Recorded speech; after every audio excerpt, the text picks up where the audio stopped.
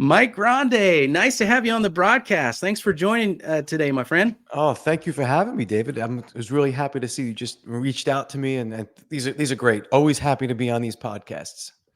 So, we haven't really had a chance to connect until now. So, I'd love to get to know more about you and kind of where you're from. And you have quite a story from what it looks like. You've got accomplished an enormous amount in our industry and have really made an impact. So, um, yeah, I'd love to just maybe start at the beginning. Like, how did you get started in this industry? So I started. And this is a cheap plug, and I don't mean to be pushing a cheap plug for the first, 5 minutes of this podcast, but I actually came out with a book called "From Teacher to Coach: and Why You Would Never Want to Be a Teacher," and that's pretty much a little bit of my life's journey of how I got into music and how I got to where I am today.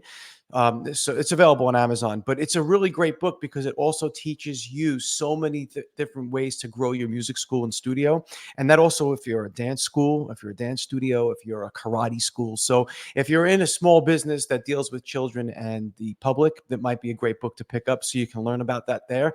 But I started out as I was a guitar player and I wanted to be the next Jimmy Page. And I was doing some studio sessions. I was in bands, of course, in New York, and I played tons and tons of shows. And I ended up getting a gig in Electric Ladyland, which is Jimi Hendrix studio. I was one of their session guitar players. So I'd be going to college or hanging out and get a call at like 1 in the morning from a producer and it's like, listen, we need you at West 8th Street. Electric Lady needs you. You got to do some tracks. So I would pack up my dad's minivan. I'll never forget that. Driving with my Marshall and my cabinets and my guitars, do sessions until like 8 or 9 o'clock in the morning, head back to college. There were nights I didn't even sleep. And then that just, I mean, I was making a lot of money back then. That was like in the 80s and early 90s. And then my wife gets down on one knee and proposes to me. And I'm like, shit, now I need a real job. So I went and we got married. So I had to get a real job. I started to look into what I could do. And, I've been a music coach now for 36 or 37 years. But at the time I was coaching maybe like for 10 years. And I said, you know what? I love teaching kids and I love being around kids. Let me go and become a school teacher. And that's what I did. I was a school teacher. And after 6 months, I hated it. So much politics. The teachers couldn't care less about the kids. And at that point, I was looking for something else and I loved IT because I love computers. And I just said to myself after, the June semester of teaching social studies in high school, which I loved, by the way, because I love the kids, just the politics. I said, you know what, I'm going to give myself 2 months. If I can't find another gig in 2 months, then I'm going to have to go back to teaching. So I ended up putting out resumes. I was faxing them. That was through the New York Times had a basic classified section. Remember that? And like it was like the 90s, and I'm sitting there faxing resumes. And one company picked it up and they're like, listen, you have no experience, but we need heads and we need some hands to help move American Express people from one building to actually 40 Wall Street, Trump's building, the building that they're fighting over in New York City.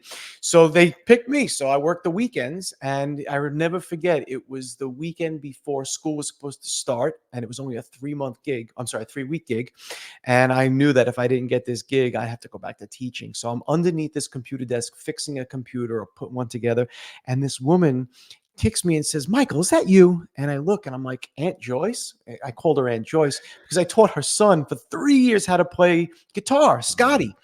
And Wow. she's like, what are you doing here? I'm like, listen, I need this gig and I really wanted to work here. And it's my last day, but I got to go back to school and start teaching. Long story short, she got me into the IT field. So as that grew and I got married, I still did the teaching thing. I did that on the side. And then I moved to Staten Island and a different part of New York, and nobody knew how to teach. It was like terrible. And I had a certain style, which was I did backing tracks and I taught kids hands on how to play, only what they wanted to learn to play. Long story short, that kind of took off and did really well. So I hired my teachers from Brooklyn to come out to Staten Island. They grew up my music school. Like I financed it through my IT career and I was building these schools. And then one school led to two schools in Jersey, led to three schools now, and one in Tampa. And that's how I was building these schools. And probably 2017, we were hit in New York City. We were hit with a crazy snowstorm. So it closed down my schools for, I want to say, 3 weeks out of the whole year. And Wow. we had to reschedule like 6 months worth of students, which means we couldn't grow.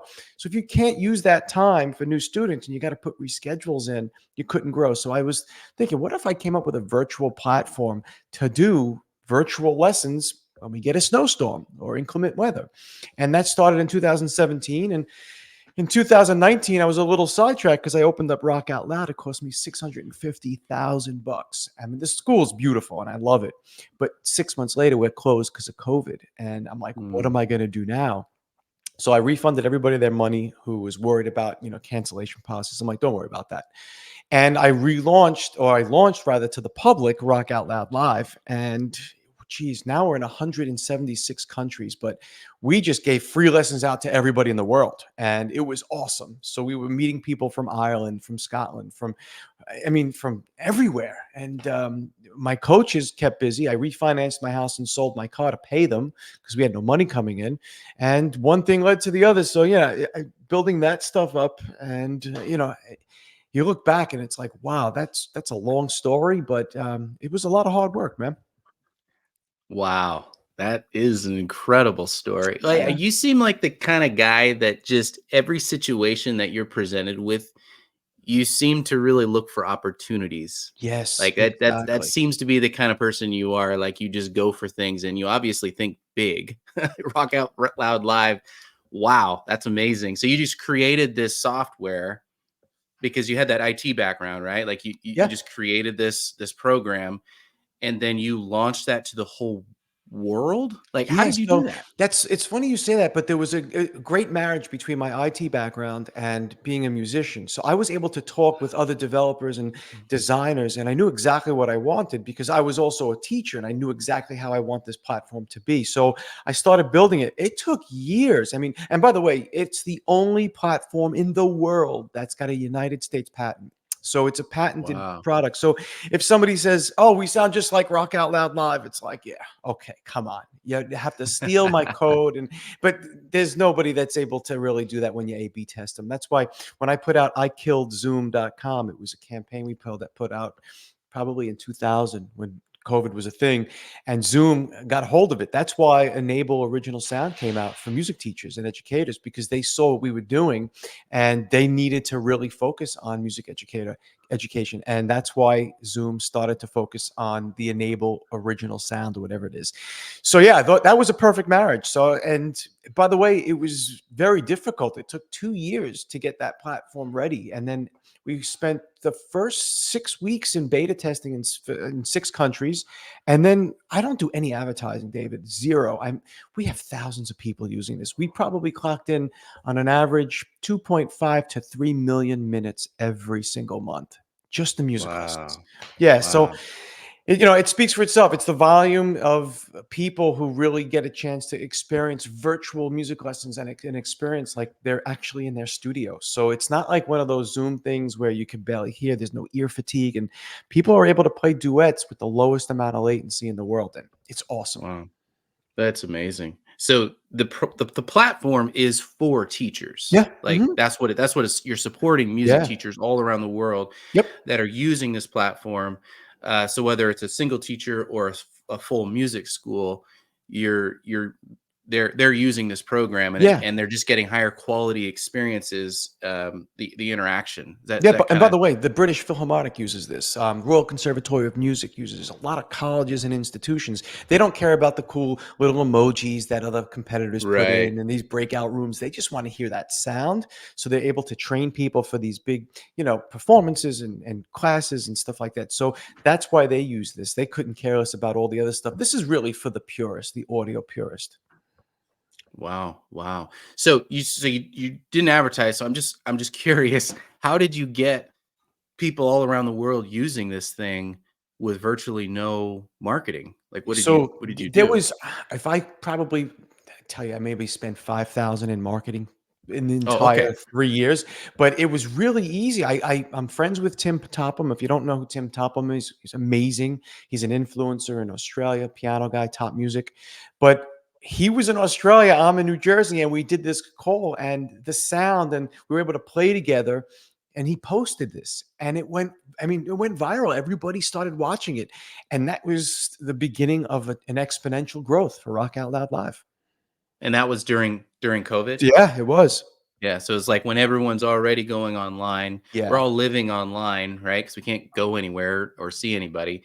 And right, so you have this program that's not just available online, it's something that is like the sound quality is just unlike anything else anyone's ever right. done. So how did you accomplish that? Like, I mean, I'm not a techie guy, but I mean, there's a lot of other programs out there like Zoom. So how did you get past what they're doing and just do something that's so much better quality wise? It's simple. Zoom is a platform for businesses who really want to do PowerPoint presentations and do video stuff, on the internet.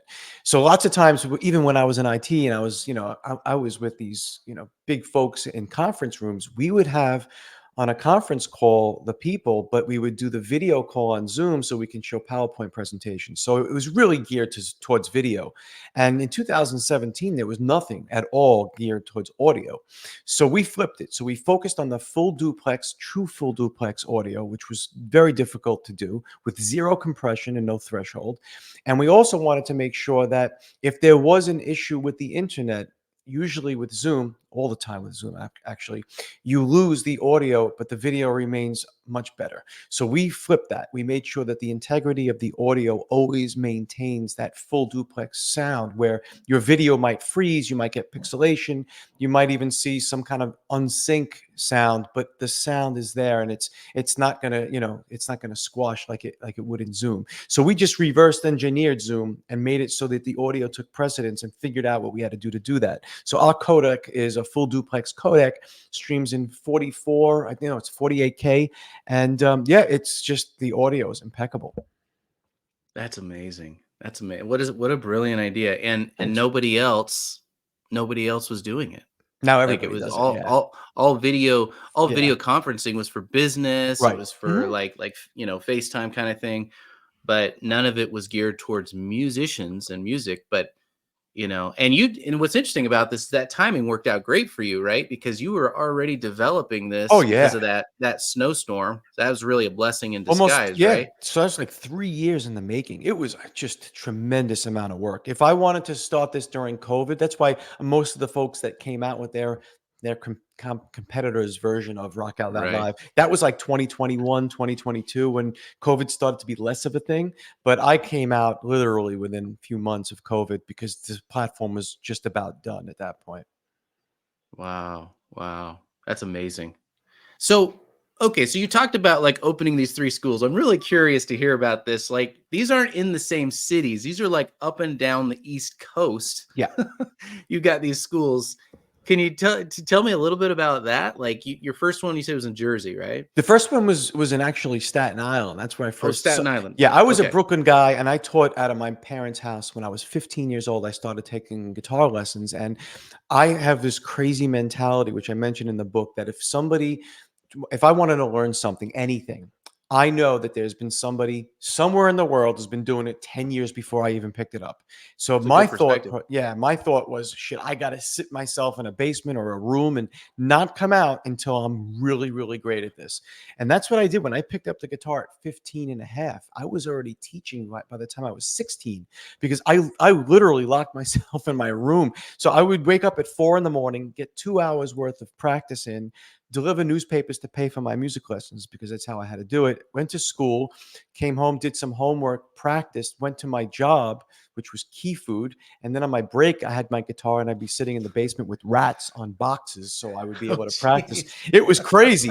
And that's what I really did. So, when I moved from Brooklyn over to Staten Island after I got married, I figured let me get a part-time gig teaching at a local music school. And it was just like Mel Bay books and nylon string acoustic guitars. And I'm like, my hair is down to my waist. I played as a session guy at Electric Ladyland Studios. I'm a rock and roll guitar player. Who was ever inspired by Mary Had a Little Lamb to pick up a guitar and play? It's like I'm the Jimmy Page, Van Halen, Joe Satriani guy. So I took this idea and I went to a music school, it's Richmond Music. They closed down. I mean, I closed down so many music schools, but he hires me in Staten Island and he goes, these crazy voice, you're crazy. This is never going to work. You're going to be putting computer backing tracks when you're teaching kids how to play. I'm like, Joe, just give me a shot. And literally within 1 month, I had every kid coming to me for lessons. All the other teachers had nobody else. They all heard about what I was doing. They took a trial with me, and I had a full schedule of lessons and a part-time gig, but the guy didn't pay me. And I'm like, Joe, Mm. when are you going to pay me? He's like, I'm going to pay you before you leave. And it was like every night. So after like 2 weeks of him not paying me, I'm like, you know what? I'm just going to open up my own music school. And I opened up my own music school, and I've closed him down now. So now that started in 2004. Wow. So I think it's in June, May or June, next month or two, it's going to be 20 years that 20 I've opened up years. that Yeah. school. Yeah. So Wow. that was in 2004. And my students that I was teaching ended up coming from Brooklyn, and they were teaching and running the school while I financed it because I was still working in Wall Street at that time. And then I moved to Jersey, and I promised myself I'd never open up another music school. And then I read a book called Think and Grow Rich. And he Mm. said in the book, think of a service that you can offer where people can pay you for it. And I'm like, well, I love music. And maybe if I did more music, I could make more money. And that's what I did. I opened up Rock Out Loud Live So you came, so you moved from Staten Island over to to Jersey, but Jersey. you kept the school I going kept it. Yes, I when kept. you moved over there. That's right. So then I'm not Rock Out Loud Live. I'm sorry. Rock Out Loud is the actual brick and Just the mortar. Rock Out Loud. Yeah. Yeah. Yeah. So I Okay. opened up that school. So the idea is let me just take what I've learned in all my years of experience over at the Staten Island School of Rock. And a side note about the Staten Island School of Rock, that was when the movie came out around the time. So everybody Oh. was opening up School of Rock music schools. So mine Yeah. happened to be the Staten Island School of Rock. And before you know it, like the School of Rock became big. Paul Green sells it out to private equity firms. They become a franchise. And the Staten Island School of Rock, which is what I own, it's the only, New York is the only borough, Staten Island is the only borough that the School of Rock does not have a franchise in. And we're the only town that the School of Rock franchise does not exist in the country. They've been trying to buy me out for years because they know they can't compete with us. And I remember getting on the phone with one of the CEOs, which changes every 3 or 4 years. And I said, I think his name was Rich at the time. I said, Rich, you're on your fourth year at the School of Rock franchise. You realize you're probably going to be gone next year. So everything we talk about, you're probably not going to get anywhere. I'm not looking to sell my school. And he was willing to waive the franchise fee and make me part of their family. I'm like, I just don't connect with you guys and your mission. So that's the reason why. So when I moved to Jersey, I got hit with tons of like lawsuit threats. Like you can't take anything over from Staten Island. You can't call it the New Jersey, School of Rock. And I had to come up with another Mm. name, and that's where Rock Out Loud was born. Ah, I see. Okay. All right. How did that transition go with not being in the same city as your original location? So Like, how did you manage that? here's the key to success for any music school owner is hire somebody that you can wholeheartedly trust and delegate as much as you can to them, and you'd be shocked how much it gives you to do outside of your business. And if you're a teacher and you're working in your music school as a teacher, you're never going to grow. And I thought I was the only one that could do what I do, but boy, was I wrong. You just hire people that are better than you and allows you to do what you do best. So when I went from Staten Island to Jersey, I was like a 45-minute drive. And I knew I wasn't going to be able to go back and forth. So the key Yeah. is make sure you train really, really well. Make sure everybody has an idea of what your thoughts are in terms of mission statement. Like I think I call them the sixes. Everybody in the organization has their own responsibilities, which we call sixes. So everybody in the Staten Island School of Rock are really well informed about what their responsibilities are, the mission statement. And I have somebody running. We have stage managers, not office managers. So our stage managers basically take care of training. They run the school as if I was there. And we report once a week with updates, and we call each other all the time, but they run the school. So as soon as you get your systems and processes in place, that's what it's time that you can grow. And I knew when I moved over to Jersey, I waited a few years, but I had to make sure my systems and processes were in place. So I go over to Jersey and everything else was just really smooth. So that was the best way to transfer Mm. over from one state to another. So if you are a music school and you're looking to do that and grow, get out of your music school as soon as possible and Right. learn those systems and processes. And most importantly, and this is going to be at the event, is have something in place. Have whether it's in writing or if it's something you post on your website, your expectations of your coaches. If they don't know what your expectations are of them, they can't read your mind. And so many schools fail, or so many business owners fail, because they think that their employees, their coaches, their teachers, they can read their mind, and they can't. So unless it's Mm. really spelled out, it's the only way that you're really going to be able to have a successful business. Wow, that's great. That's really good. I love how you rename the office manager, the stage manager. Yeah. That's awesome. Is the stage manager like the one in charge, or are they Yep. all stage managers that are working the desk? So I have 3 schools. I have 3 stage managers, Okay. one for Okay. each school. Okay. So your stage managers are the ones that you're communicating with Right. on a weekly basis to Yep. give you the updates and let you know everything that's going Exactly. on. So yeah, and there's all kinds of more questions baked into that, right? Because like it's a lot easier said than done, what you just said, but that's gold, right? Like you're absolutely right. Get out of the business, get out of the operations. I used to say that like the closer I get to the operations of my business, the slower it grows. Yeah. And the further away I move from the operations of my business, the faster it grows. Like it's a weird paradox the way that is, but it's just like to your point, right? Like you can't keep all that stuff in your head, right? You're All, exactly all at right. one time. And so, because there's so much going on at the school, it's crazy. Yeah. I also love that you just said coaches. So I'm assuming you're talking about the teachers. You call your teachers coaches? Yeah, we don't have a single teacher in my school. It's all coach, which goes back to the book, From Teacher to Coach, and why you would never want to be a teacher. Yeah, I love that. I Yeah. love that. Well, yeah, you know what it is? It's like, if I was to ask you to define the difference, well, define what a teacher is. So if I was to ask you, David, what is your definition of a teacher? What would you say? I would say somebody that educates curriculum, Okay. And now define a coach. somebody who guides another person to Would be you like, successful. so what would you like for your son or daughter? A teacher or a coach? Coach, There you go. So you've answered it coach all without me day telling long. you. Right. Exactly Yeah, right. 100%. No, I wholeheartedly agree with what you're saying. I've actually had this conversation with so in one of my schools, one of the things that we do is we have a leadership panel. So like, you've got your teachers, and we call them teachers, but I'm actually thinking of changing after this conversation, changing to coaches because I love this, right? But we actually had this conversation on our leadership team about this. Like I was saying, it's like, I really feel like teacher is really not the right word. It should be more That's like right. a guide or a coach or something like that. So I love that you just said that. And So by the you way, obviously have a very specific culture in each one of your oh, schools yes, where yes, you lay this 100%. out Yeah. and you communicate this. So that's, and just as a side note, 2 years ago I flew out to Rwanda because there was a school there that they needed somebody to kind of direct and come up with a curriculum. So my goal was to turn 16 teachers in Rwanda to become 16 coaches in Rwanda. So I flew Mm, out there, and I'll never forget. It was a life-changing experience. And there's 7 chapters in my book, 6 of which are one for each day in Rwanda, and a different story about how I've changed them or turned them into a coach. So the object is to see if I could do this in Rwanda. That means it's not cultural. It's not something that's only in the United States. It's international. It's multicultural. It's something that could be done and universally anywhere. yeah, I And love that. forgive my son's Mustang; he's just pulling it out. So the idea is if it can work in Rwanda, it can work anywhere. So the understanding of a coach, and in my definition, a teacher focuses on teaching, a coach focuses on the student. What more could you ask for?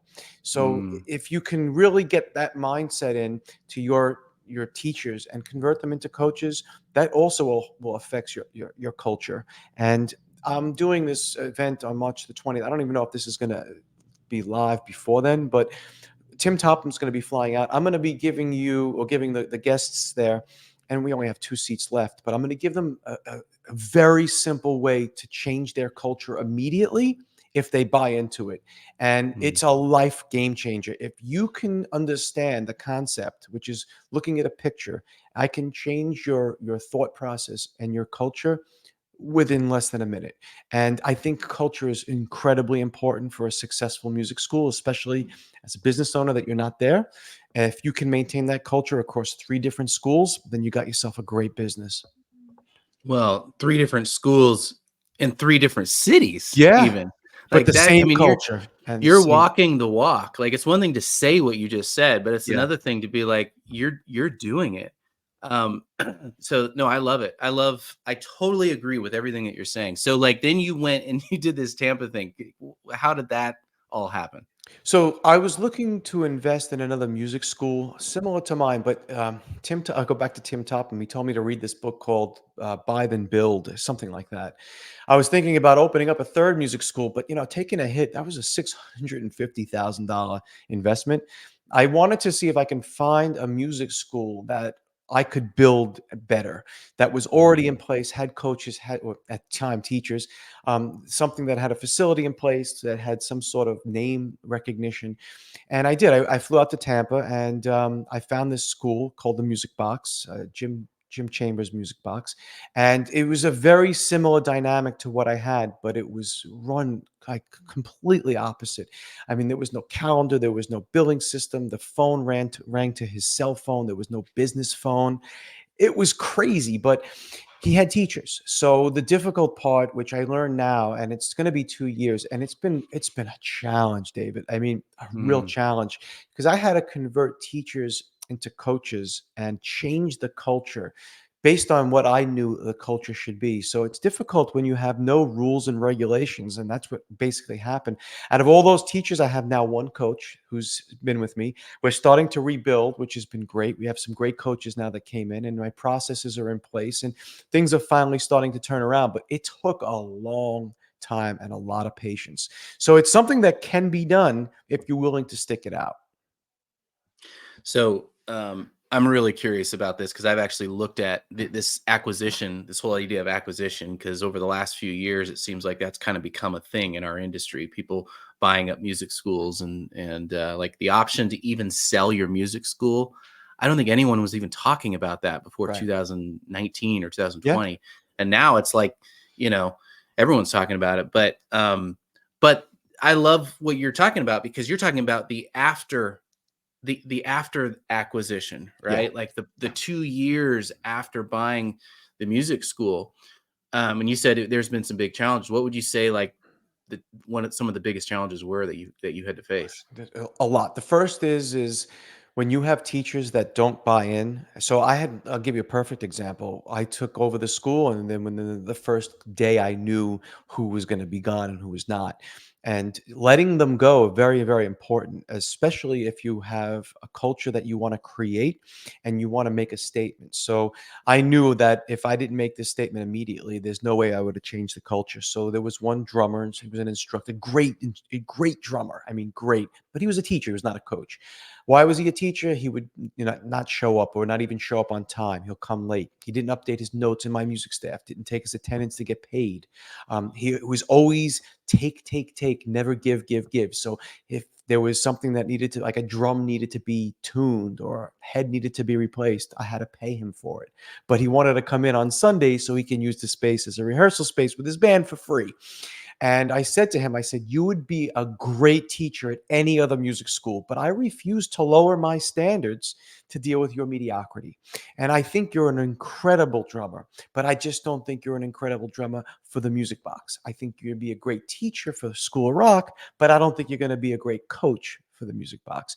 And I let him go. Mm, And I mean, to lower your standards just to deal with somebody else's low expectations or mediocrity to me is just, it's going to kill your culture quick, because if that happens, then everybody's going to have lower standards. But if they see that you're holding people to a higher set of standards, you either raise your standards or you find another position. So I gave that option to everybody, and they saw, listen, I'm not going to part ways with you and have a bad fight and blow up. I'm just going to say, listen, it's just not what I'm looking for, not what you're looking for, and make it accommodable. So listen, I think you're great, and I can't change you. And my job is not to change you. My job is to develop a great culture, because at the end of the day, your music school has nothing to do with you. It's got nothing to do with your teachers. It's got nothing to do with the parents. It's got nothing to do with the landlord or the rent or the pay. It's got everything to do with the child. If you take care of that child first, everything goes perfectly into place. So if you don't do your notes, it's not going to affect me. You don't update your attendance, it's not going to affect me, but it's going to affect the parents who log in to see on their portal what their child has been up to.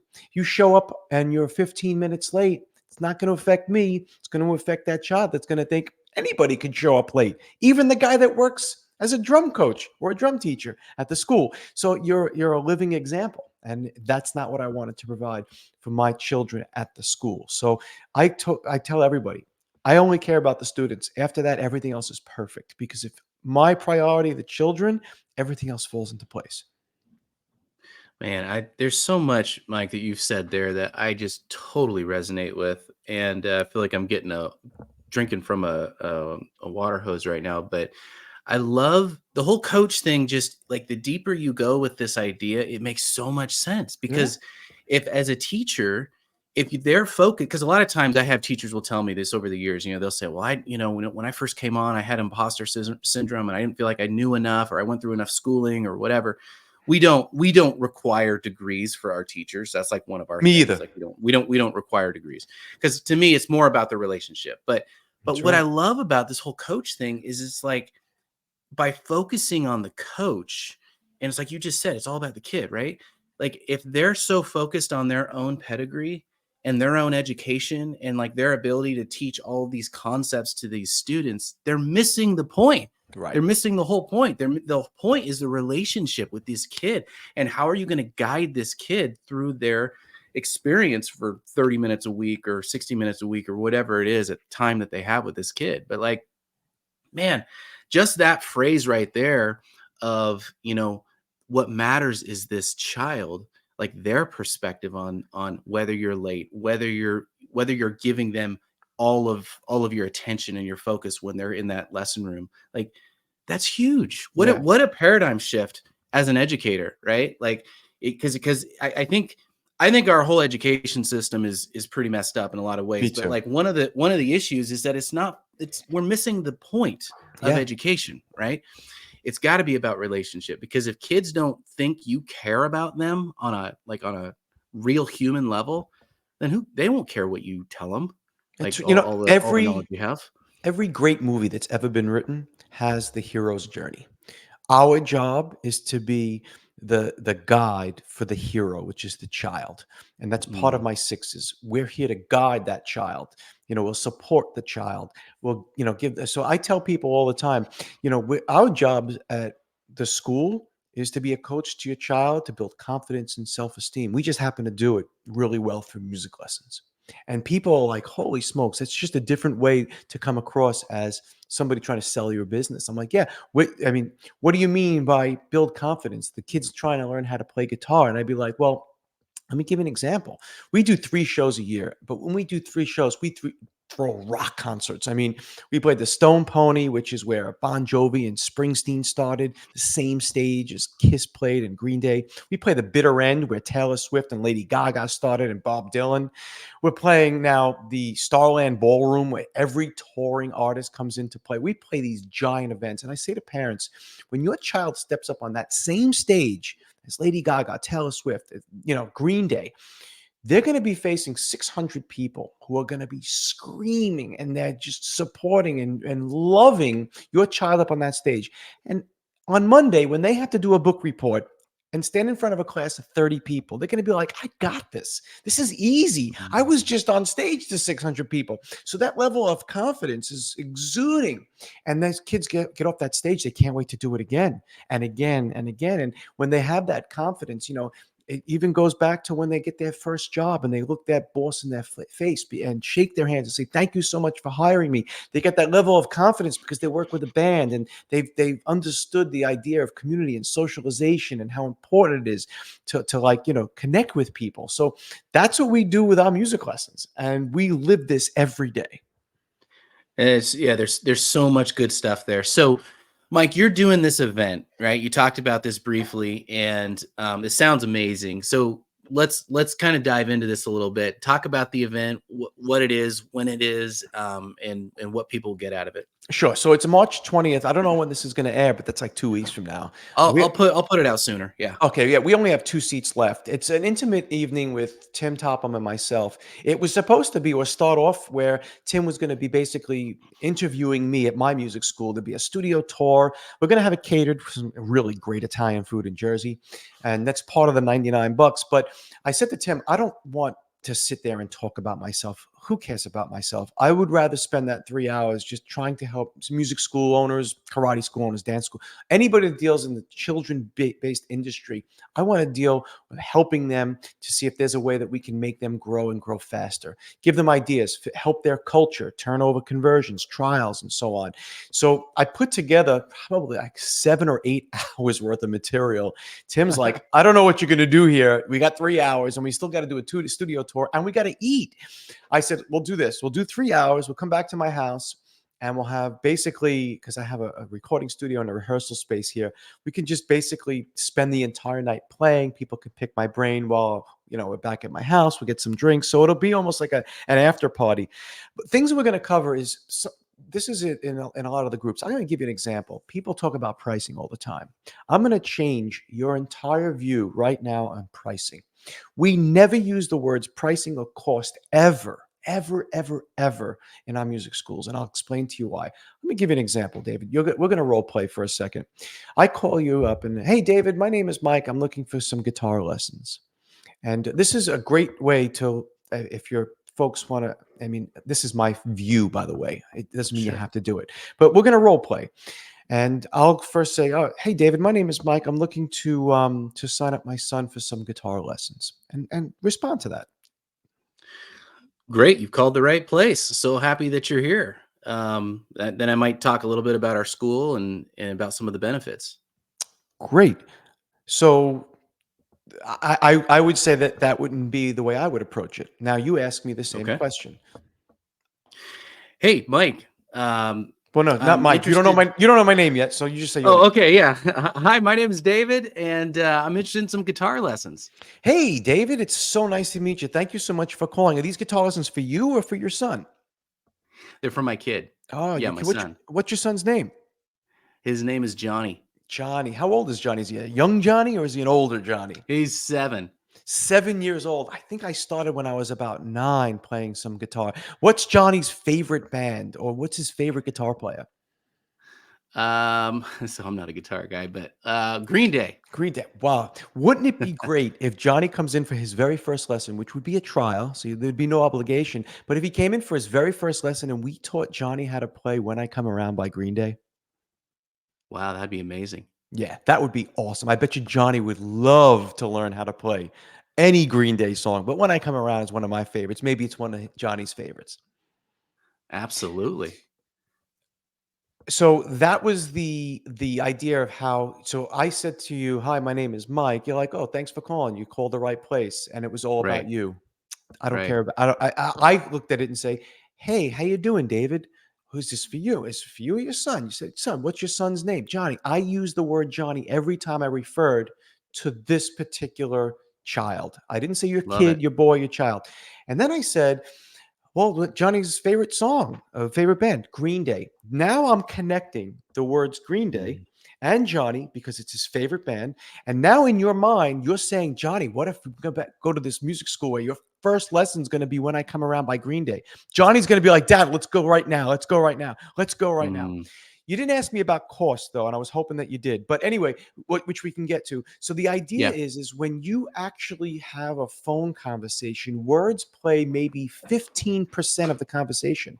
It's the way the momentum in terms of how you speak. I took so many classes on this. So it's your tempo of how you speak, it's how you pause with words, it's creating rapport. The only way you can start to create rapport is by using that name and basically combining that person's name with your service, and then say, hey, would Johnny love to learn how to play a Green Day song? So those are and even if you don't know who Green Day is, it could be anybody. Wouldn't it be great Right. if you Right. the Stone Temple Pilots, wouldn't Johnny love to play a Temple Pilots song?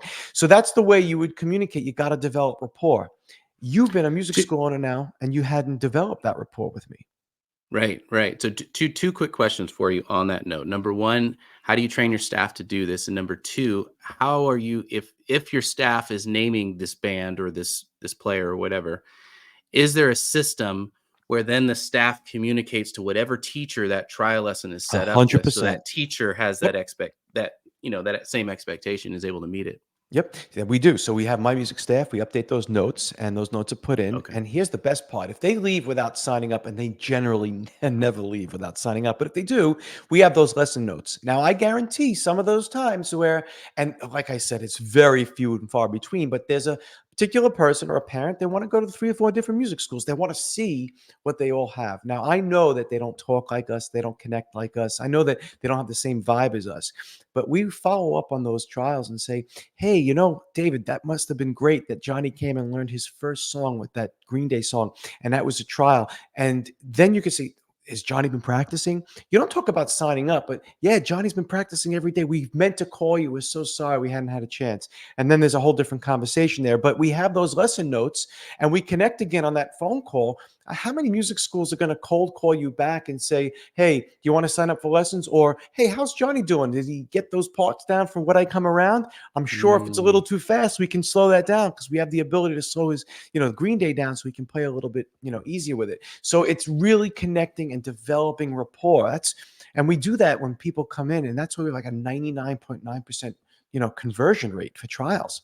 You know what I like about this is you're talking about utilizing, and you guys use my music staff, but it could be any CRM. Yeah. The teachers are required to put notes Yep. into it after their lessons. So then when the staff goes and follows up with that student, they can look at those notes. I'm assuming that's how they're going to know, right? Like Exactly. what was Exactly worked right. on.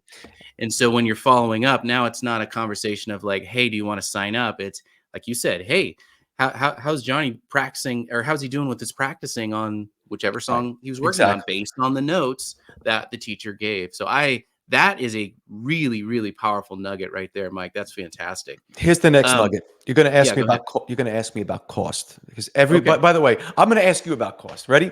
David, what do you charge? What's the cost for your music school? So for a 30-minute lesson, we charge blah blah blah, and you come once a week. You get an instructor, and I don't have the script in front of me, so but yeah, that's basically how it goes for us. Okay, now you ask me the same question. So educate me on this. You ask So me. Mike, I'm excited. I want to get started. What's the cost? So the investment in music and your child Johnny's music education, that's going to the investment, and you notice how I'm using the word investment. The investment in Investment. Johnny's musical education is 100 and let's call it $160 a month. And that includes up to 5 music lessons, 30-minute music lessons each month. Now, when I use the word investment, you say first charge. When you say charge, it's a losing proposition. The word charge means you give somebody money and you lose it. You go and you charge something on your credit card, they take the money. But when you invest it, let's call it investment of a stock. You're investing it with the idea that it's going to grow. And when I said to you, well, the investment in Johnny's musical education is $160 a month, that's not money that you're losing. That's money that you're investing in your child's musical education. That goes tenfold over anything. Charge, cost, pay. You never use that. We never use those words at all. Because when a parent can associate an investment in their child, they will open up their wallet, take out that credit card quicker than you can ask them for the numbers on the card. That's always worked for us. And that's why makes it so easy. And I will bring this up at the March 20th event with tons and tons of different ways to convert these trials, but you never use the word cost, charge, pay ever. Fantastic. Wow. And it's absolutely true. Investment has a completely different Yeah, connotation than pay or yeah, cost or charge. Yeah, absolutely.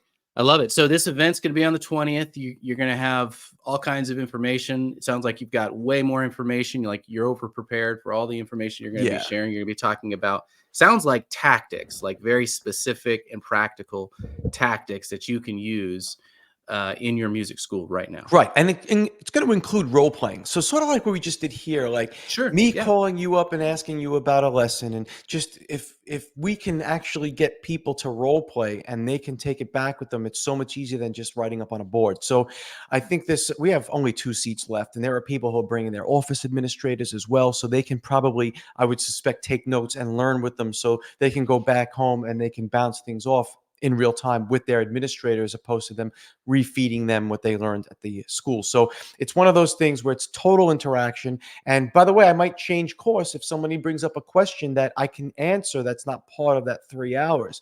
Because if I think Right. it adds enough value, I'd be absolutely willing to do that.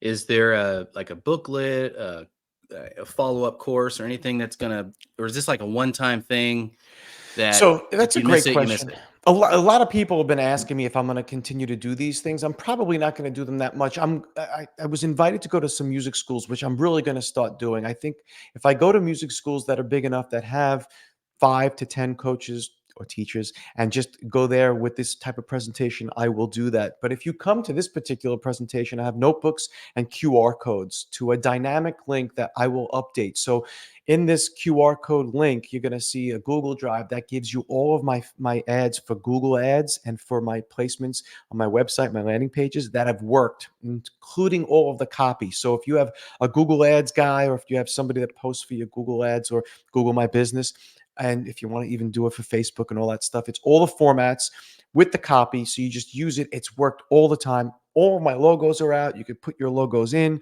but the phrasing, like music is an investment of their lifetime. Those are things that really work well. 100% happiness guarantee.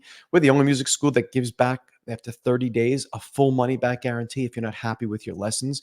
These are things that I'm willing to share with all the folks that are coming in. So between that, I also have my book of the sixes, and they can use that as almost like a skeleton to put things in place for their own music schools. So there's a lot of things you can do to exponentially build your music school, and in 3 hours, you're going to come out with a lot of stuff. That's amazing. That is amazing. I'm so glad you're doing this, Mike, and I hope you continue to do it. You're a great coach. You've done an Thank you. incredible amount in your life. Just and I'm sure there's a ton more on the horizon for you. Is there anything you want people to know about Rock Out Loud Live, or a way to sign up for that, or is that a program that, because you mentioned for music schools and music teachers? Yeah, Rock Out Loud. It's so the Rock Out Loud .live. That's going to get you directly to the platform. And by the way, we're super cheap for $9, $9.95 a month. It's unlimited calls. It's not like Zoom where you have to pay for a certain amount of time. We used to offer a free version, which we stopped years ago because we have so many people on our platform. And what people don't know, and this is something that I'd love to educate your listeners to, is that when you have anything free, there's got to be a way for that company to accommodate free users. Zoom sells your information to other people, and that money is what's paying for their free hosting for the platform. Anybody that offers a free version, they need to compensate that, because when I was offering my free versions, I was paying for server time, which people weren't paying at all for my platform, giving them an amazing experience. And I had to pay for them to do these free lessons, but I wasn't selling any of their information. Every one of the competitors, they usually either sell it or pass it along. I don't do that. So we don't offer free for that reason any longer. We don't need to. And those people that do offer them for free are generally selling your personal information to accommodate that service that you're getting for free. Yeah, that makes sense. That makes sense. So rockoutloud.live Live. is where Yep. you would go, sign up for that program. And then you've got your book, The Sixes. Yeah, well, no, the book is From Teacher to Coach and Why You Would Never Want to Be a Teacher.